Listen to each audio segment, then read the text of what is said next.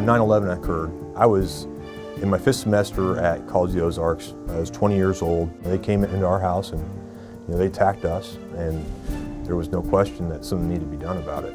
We had to respond. Not to be cliche, but freedom isn't free. There are people out there that want to take it from us. My country had been attacked. College, it was important. Things happen and the environment changes and your dreams change. For me, I felt that it was that I needed to join the military and go over and fight for my country. As a Special Forces Warrant Officer, we specialize in a particular field. Special operations is my specialty.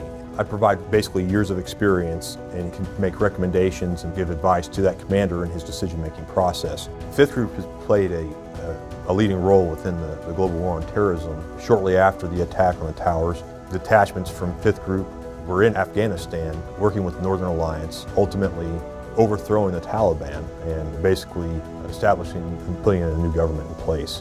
From that, we shortly transitioned into Operation Iraqi Freedom while maintaining the fight in Afghanistan. And we stayed in Iraq up until 2011. Then ISIS came along. So really 5th Group, since 9/11 happened, has been in basically a constant state of warfare.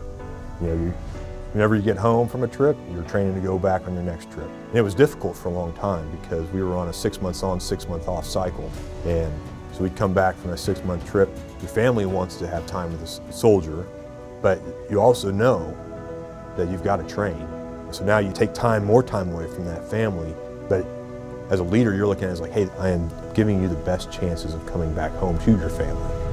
The Special Forces is kind of interesting because there's a large breadth of things that we can accomplish.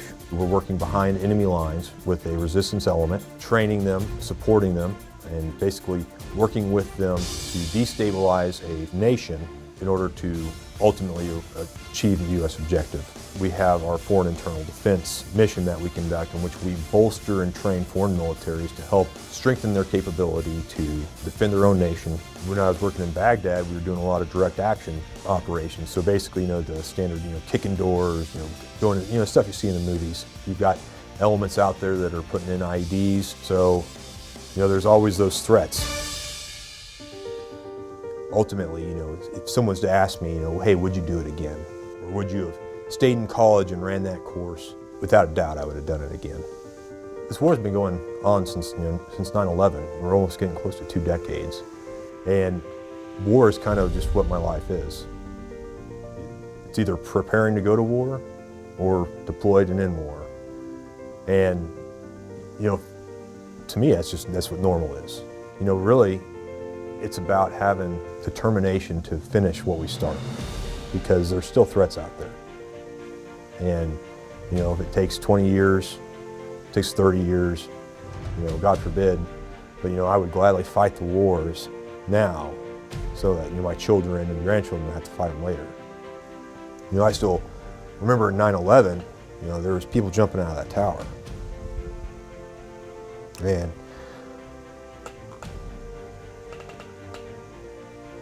the ideology that basically supported those attacks, it's still there, it's still relevant. Some people may say, hey, how long does this have to go on? Well, I would say, how long does that ideology remain?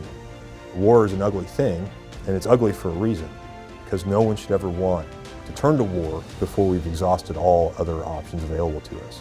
But whenever you can't come to an agreement and live civilly among one another, perhaps war is the only option you have left. And then whenever you do bring a war, you bring it hard. You make a decisive victory so everyone knows, hey, you don't want to mess around with the United States of America. The fact that the United States Army is an all-volunteer army, I think it brings an element of ownership to America. And because of that, they have that motivation. It's an internal motivation that they're willing to do what's necessary to win. And they're going to put themselves in some hardships, and they're willing to suffer through those hardships because they know that the cause is greater than the man. You look at the flag, and you see, it represents the ideals of our nation. But to me, it also represents all the blood that was shed to get us where we are here today. All those soldiers who died in the establishment of those ideals in the beginning, and those that have maintained it through the years.